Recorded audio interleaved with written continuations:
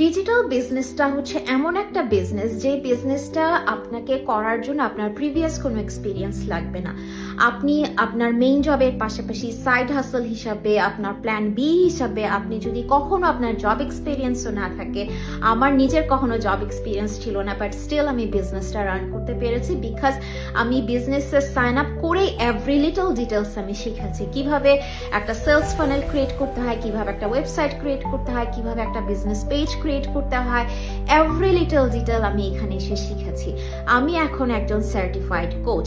So 2 বছর আগে আমি বিজনেসটা স্টার্ট করেছিলাম বিকজ আমি এটা স্টার্ট করার একটা নিড আমি ফিল করেছি। আমি নিজের একটা আইডেন্টিটি ক্রিয়েট করতে চাচ্ছিলাম। আমি কানাডায় আসার পরে জব করতে চাচ্ছিলাম না বিকজ আমার কানাডায় আসার পরে বাচ্চাদেরকে গাইড করাটাই ছিল আমার মেইন পারপাস। সো আমার জব আমার প্ল্যানে ছিল না।